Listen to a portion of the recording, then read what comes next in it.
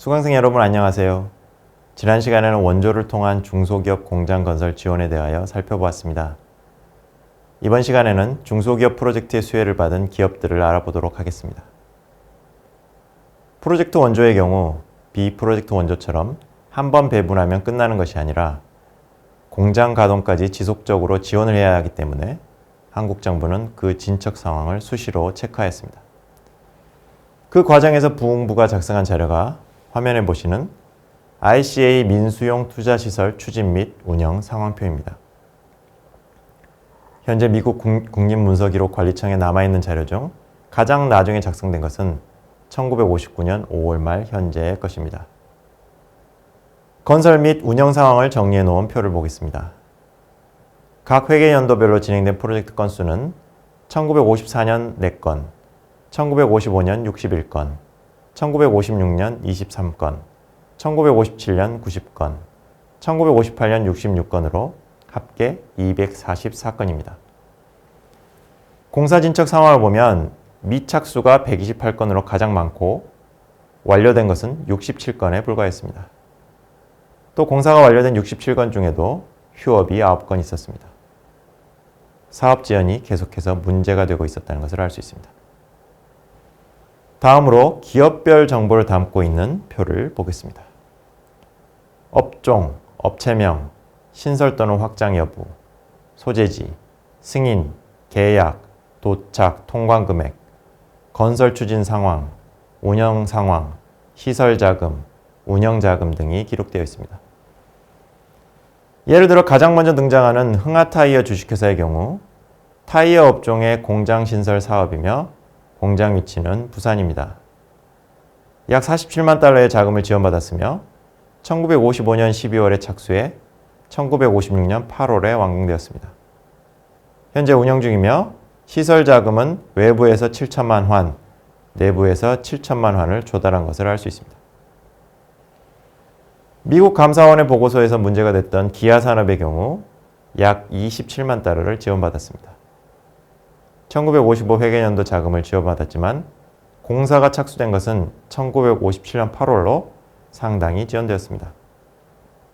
공장 건설은 1959년 5월 말 현재도 46%밖에 진척되지 못했는데 대지 구매와 건물 공사는 100% 완료되었지만 기계 구입이 10%밖에 진행되지 못했기 때문입니다.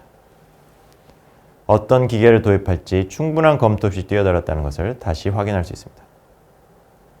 한국어로 작성된 문서는 현재 1959년 5월 말 현재의 것이 입수할 수 있는 가장 늦은 것이지만 영어로 작성된 문서는 1960년대 초의 것도 있습니다.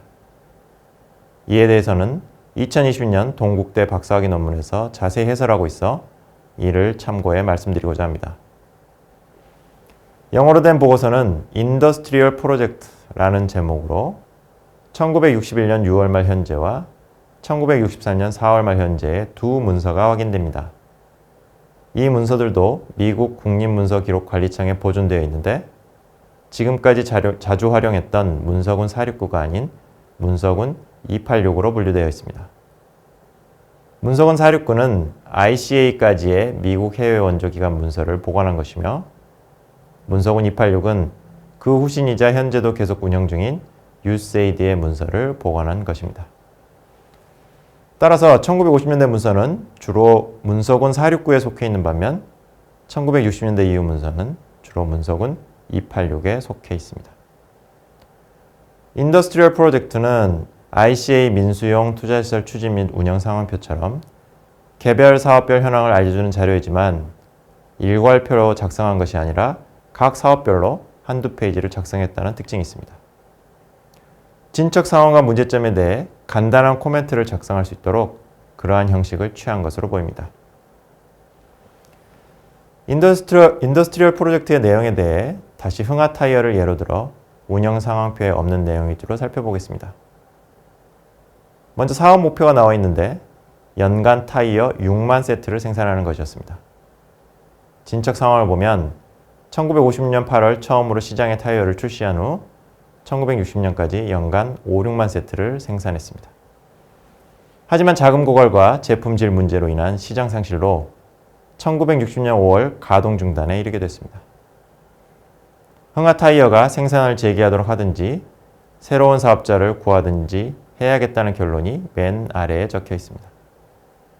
진척에 빨랐던 모범생인 흥하타이어도 가동 중단 상황에 빠졌던 것입니다.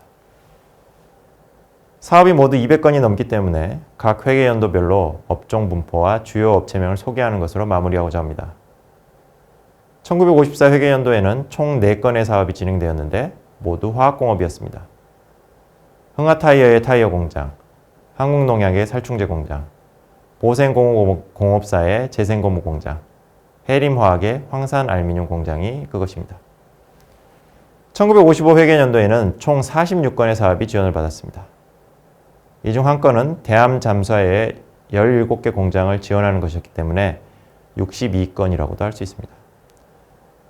업종별로 보면 화학공업이 14건으로 가장 많았고 금속기계공업이 13건, 식료품공업이 10건 등이었습니다. 금속기계공업이 크게 늘어났는데 그중 조선공업이 6건이었습니다. 부산의 한국조선공사와 대한조선공사, 울산의 방어진 철공조선 주식회사, 인천의 인천조선공업 주식회사, 여수의 대양조선 주식회사, 군산의 한국조선 주식회사가 그것입니다. 이들은 대부분 목조어선 제작이나 수리를 위한 소규모 공장들이었지만 대한조선공사는 만톤급 조선 능력을 목표로 한 진정한 중공업 공장이었습니다. 1956 회계연도에는 총 19건의 공장 건설에 자금이 지원되었습니다. 업종별로 보면 화학공업 8건, 금속기계공업 3건, 섬유공업 3건 등이었습니다. 1957 회계연도에는 총 72건의 사업이 지원을 받았습니다.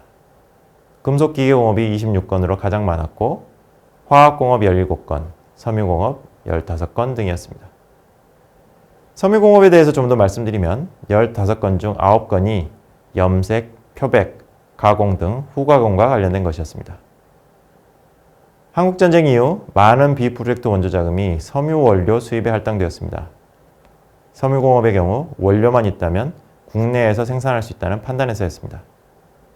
그런데 섬유 제품의 경우 직물이나 편물을 생산하는 것도 중요하지만 염색, 표백, 가공 등 후가공에 따라 제품의 질이 크게 달라지게 됩니다.